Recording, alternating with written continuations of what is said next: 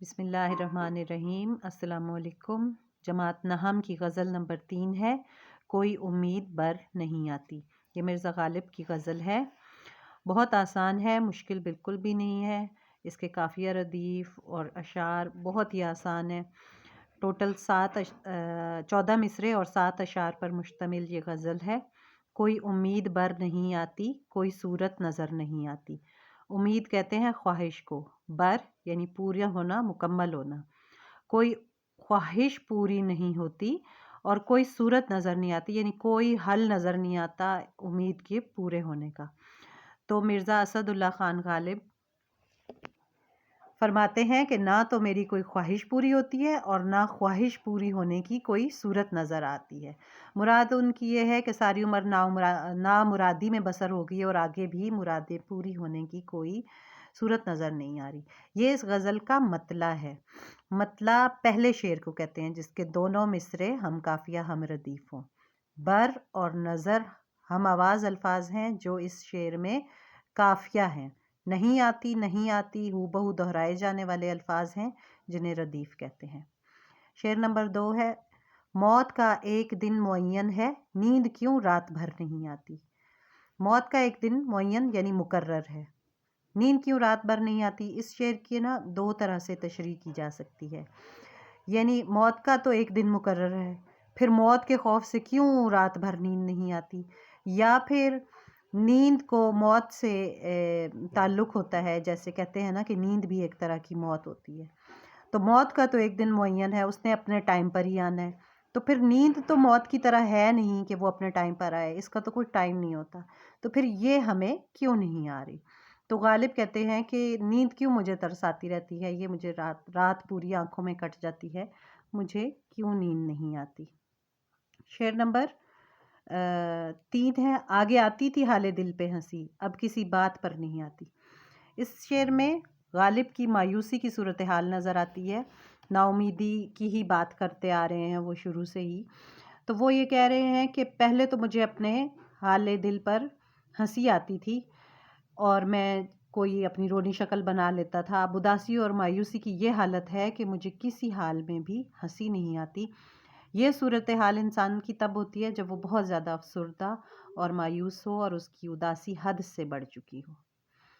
اگلا شعر ہے، جانتا ہوں ثواب طاعت و زہد پر طبیعت ادھر نہیں آتی۔ وہ یہ بتانا چاہ رہے ہیں کہ میں اطاعت یعنی فرما برداری، زہد عبادت گزاری، عبادت، فرما برداری اور اس کے اجر اور ثواب کو میں اچھی طرح سے جانتا ہوں، پر طبیعت ادھر نہیں آتی۔ طبیعت یعنی دل مائل نہیں ہوتا، مایوسی اور نا امیدی اتنی زیادہ زندگی پر حاوی ہو چکی ہے کہ میں ثواب، عبادت گزاری اور اللہ تعالیٰ کی فرما برداری کا جانتے ہوئے بھی اس طرف دل مائل نہیں ہوتا۔ تو وہ اطاعت گزاری اور تقوی گزاری، پرہیزگاری اپنانے والوں کو نیکیوں سے نوازا جاتا ہے، وہ جانتے ہیں اس بات کو۔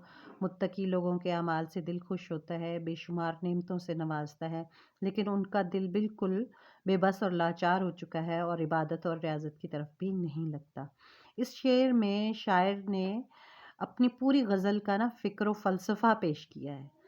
ان کا دل دنیاوی خیالات سے بھرا ہو، وہ بتا رہے ہیں کہ جب انسان کا دل دنیاوی خیالات سے بھرا ہو تو اس کا دل عبادت اور ریاضت کی طرف بالکل نہیں لگتا۔ ہم انسان یعنی لاکھ کوشش بھی کر لینا تو ہماری روح دنیاوی آسائشوں کی اماجگاہ بنی رہے گی، تب اور ہمیں قلبی سکون حاصل نہیں ہوگا اور ہماری ریاضت بھی بے معنی رہے گی۔ شاعر کا یہ انداز بیاں عاجزانہ اور منکسرانہ ہے اور وہ اس بات کا خود اقرار کر رہے ہیں کہ ان کے دل میں دنیا کی محبت بری طرح سے شامل ہو چکی ہے، جس کی وجہ سے وہ عبادت سے غافل ہو چکے ہیں۔ شعر پڑھ کر معلوم ہوتا ہے کہ ہمارا دل بھی ایسا ہی ہے۔ گو کہ یہ شعر انہوں نے اپنے زمانے میں اپنی رودات میں لکھا ہے، لیکن اس طرح کا شعر سہل ممتنع کی مثال ہے، یعنی شاعر خود نادم ہے اور ان کا دل تقویٰ میں نہیں لگتا۔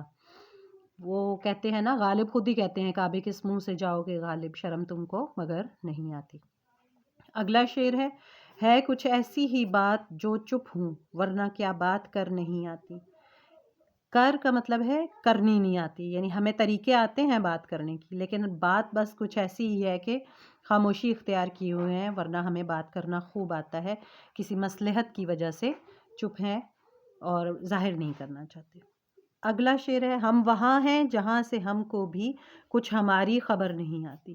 اس شعر میں شاعر اپنی مستی کا ذکر کرتے ہیں کہ وہ بس اپنے ہی خیالوں میں مست اور مگن ہیں، انہیں خود بھی نہیں پتا کہ وہ کہاں ہیں اور کیا کر رہے ہیں، اور وہ بتا رہے ہیں کہ بس ایسی مایوسی اداسی زندگی پر چھائی ہوئی ہے کہ ہمیں بس اپنی بھی خبر نہیں ہے، ہم بالکل گم ہیں اپنے خیالوں میں۔ کعبے کس منہ سے جاؤ گے غالب، شرم تم کو مگر نہیں آتی، یہ اس غزل کا مقطع ہے۔ مقطع اس شعر کو کہتے ہیں، اس آخری شعر کو کہتے ہیں جس میں شاعر اپنا تخلص استعمال کرتا ہے۔ غالب ان کا تخلص ہے اور یہ آخری شعر ہے، اس لیے اس شعر کو مقطع کہتے ہیں۔ وہ بتا رہے ہیں کہ انہوں نے حج کا ارادہ کر لیا ہے اور وہ حج کی طرف جانا چاہ رہے ہیں، اور اپنے آپ کو کہہ بھی رہے ہیں کس منہ سے جا رہے ہو، تم اتنے بے شرم اور اتنے گناہوں پر نادم ہی نہیں ہو، اور اپنے اعمال دیکھ کر تم اپنے جو ہے وہ کس منہ سے خدا کے گھر جا رہے ہو۔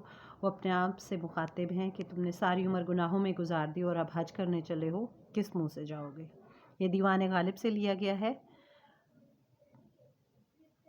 امید ہے آپ کو تشریح سمجھ میں آ گئی ہوگی۔ بہت شکریہ، اللہ حافظ۔